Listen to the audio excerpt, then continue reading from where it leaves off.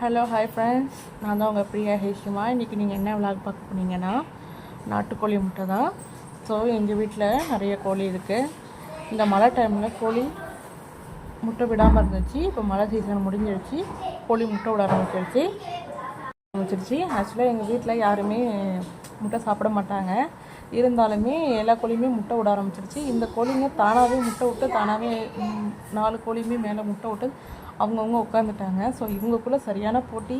ஒருத்தவங்க எழுந்து போனாங்கன்னா அடுத்ததில் உள்ளவங்க எல்லாருமே அந்த முட்டையில் உட்கார ஆரம்பிச்சிட்டாங்க. ஸோ அந்த மாதிரியே ரொம்ப ஹிட் கொடுத்து இந்த கருப்பு கோழி ஃபஸ்ட்டே குஞ்சு பொரிச்சிட்டாங்க. ஒரு கோழி மட்டும் ஏற்றி பார்க்குறாங்க.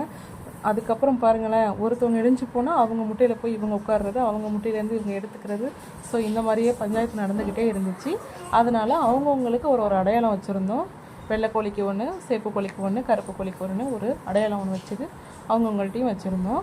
ஸோ ஃபஸ்ட்டு வந்து பொரிச்சது எதுன்னு பார்த்தீங்கன்னா நம்ம கருப்பு கோழி தான் ஃபஸ்ட்டு இது பண்ணி கோழி பொரிச்சிருந்துச்சு. அடுத்தடுத்த கோழி பாருங்கள் மூக்கு உடைச்சிருக்கு. 21 நாள் ஆயிடுச்சு. 21 நாள் ஆனதில் ஃபஸ்ட்டு ஒரு கோழி கொஞ்சம் முட்டை இருந்துச்சு. இப்போ பாருங்கள் முட்டை உடைஞ்சிருக்கு. அதோட மறுநாள் தான் அதை பார்க்கணும். மறுநாள் வந்து பார்த்தோம், திரும்பியும் ஒரு 2-3 கோழி குஞ்சு பொரிச்சிருந்தது. ஸோ அதுக்கப்புறம் ஈவினிங் வந்து பார்த்தோம் பொரிச்சிருச்சு. ஸோ இது ஒரு 10 கோழி குஞ்சு பொரிச்சிருந்துச்சு. ஃபஸ்ட்டு 5-6 தான் பொரிச்சிருந்தது. இவங்களை இறக்கி விட்டுட்டு பாக்கி இருந்ததெல்லாம் மூக்கு விட்டுருந்தது. ஸோ இருந்தாலும் இவங்க உட்காரல.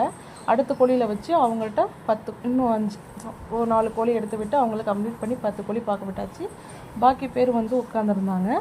ஸோ அவங்களும் எழுந்திரிக்காமல் இருந்தாங்க. ஸோ முதல்ல இவங்களை பிரித்து கொண்டுட்டு போயிடணும்னு சொல்லிட்டு இவங்களை அழைச்சிட்டு போய் வேறு இடத்துல விட்டுட்டோம். அடுத்தது கருப்பு கோழி தான் எல்லாருமே மூக்கு விட்டுருந்தது. மூக்கு விட்டு பாருங்கள் கோழி குஞ்சு அழகாக வெளில வரப்போகுது. அடுத்தது கருப்பு கோழி தான் பொரிச்சிருந்தது. கருப்பு கோழி பொரிச்சதுக்கப்புறம் சேப்பு கோழி அடுத்ததுக்கு இதாகிட்டாங்க. ஸோ அதுக்கப்புறம் அடுத்த சேப்பு கோழி அடுத்ததான் பொரிச்சாங்க. ஸோ எல்லாமே பொரிச்சிடுச்சு. நான் எதிர்பார்க்கல எல்லாம் பொரிக்கணும். ஸோ எல்லாமே பொரிச்சிருந்துச்சு. எல்லாமே அழகாக க்யூட்டாக இருந்துச்சு பார்க்கவே.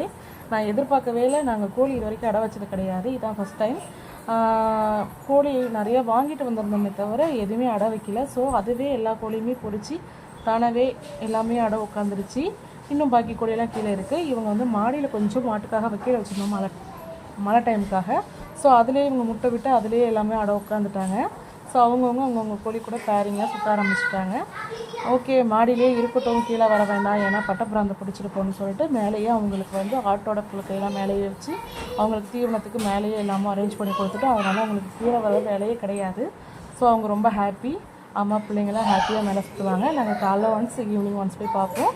பார்த்துட்டு எங்களுக்கு கொஞ்சம் என்ஜாய்மெண்ட்டாக இருக்கும் பார்க்குறதுக்கு. பசங்களும் அதை பார்த்துட்டு கொஞ்சம் நேரம் விளையாட்டு